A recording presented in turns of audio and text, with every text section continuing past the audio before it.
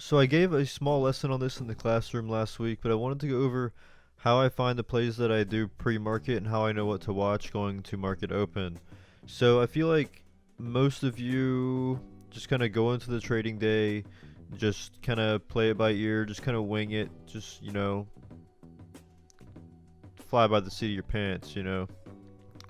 What I feel like all of you should be doing if you really want to be ready and prepared for each trading day is you want to go, and I provide these in the server every single morning.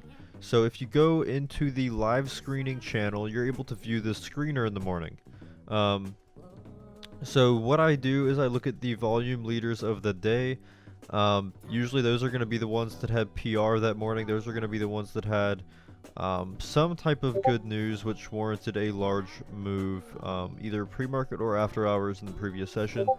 So I'll go through, and you want to look at the volume for today. Since it is a relative volume scanner, you'll see some that while it's high relative volume, it's still relatively low volume. So some of these will still only have a couple thousand volume at 90,000 volume, as you can see here.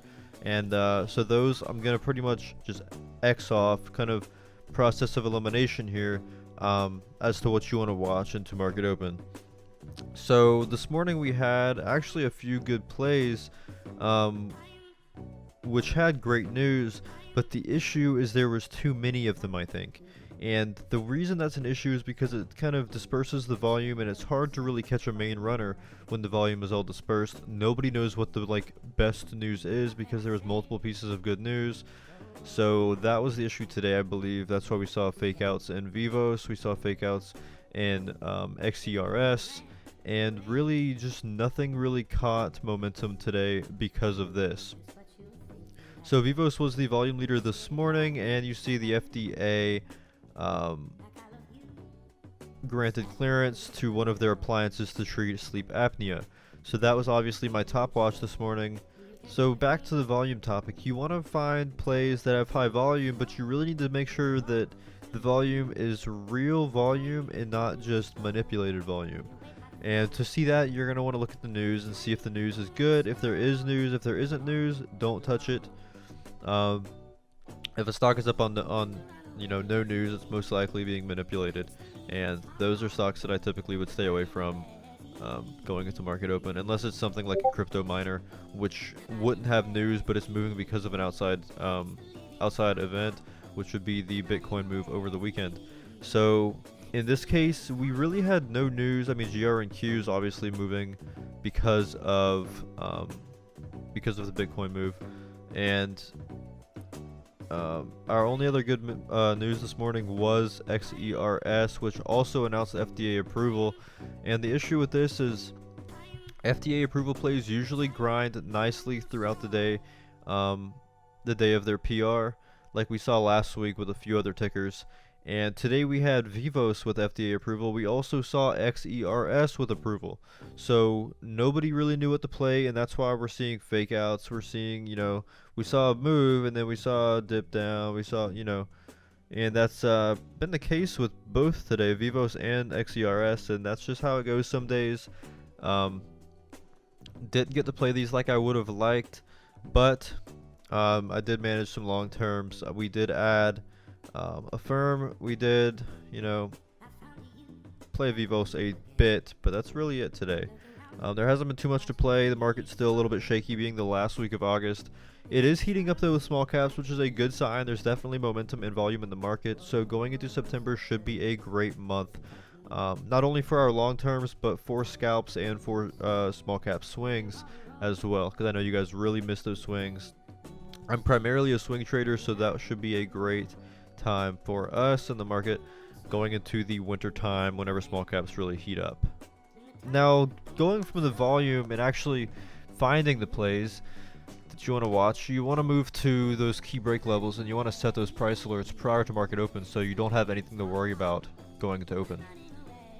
So here I listed my top plays to watch based on their volume and news this morning, and then after that I went and found the key break levels. So when it goes to finding key break levels, you want to look at either pre-market highs, pre-market lows. You want to find areas that it either struggled to break or that it was strong had strong support. So strong support would then become resistance, and then your pre-market highs would also become resistance. It just depends on how it opens. So in this case, we held pre-market lows going into open on Vivos. Our support would be, I'll say $6.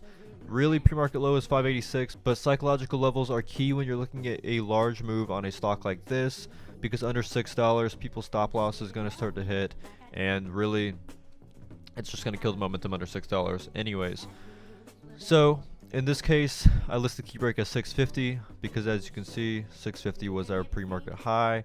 It broke 650, halted. We saw over $7.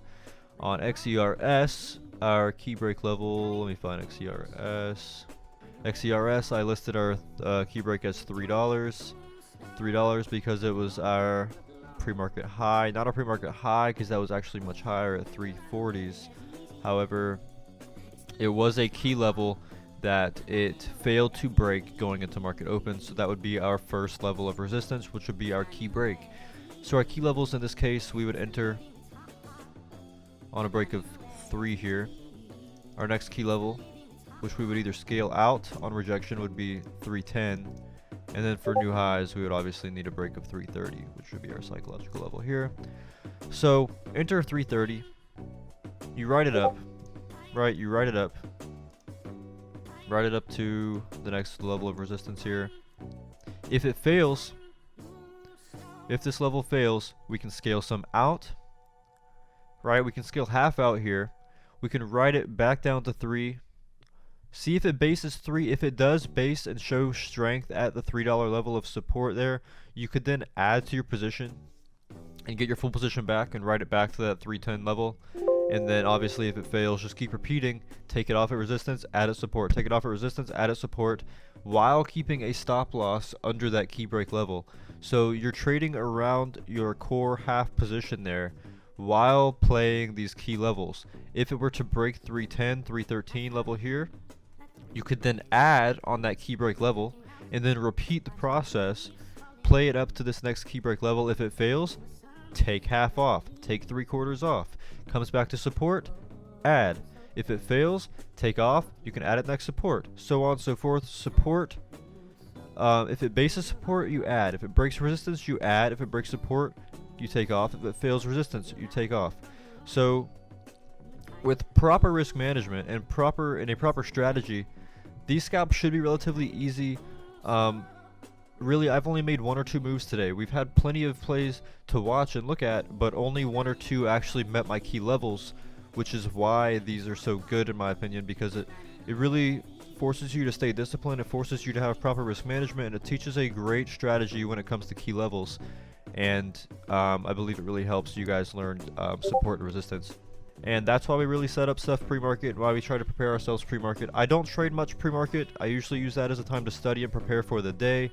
Same with the after hours. I use that to study and prepare for the next day, and that way I'm ready to strictly trade and not plan, but to execute my plan from 9:30 to 4 p.m. every single day. And I'm not sitting here trying to figure out what my next move is going to be, because I've already planned it before the day even started. So that's what I wanted to make a quick video on. I hope this helps you guys. If you want more videos like this in the future, leave me a request somewhere in the server. In the likes and dislikes channel would probably be best, so it's not cluttered. But thanks guys, hope this helps. See you guys later.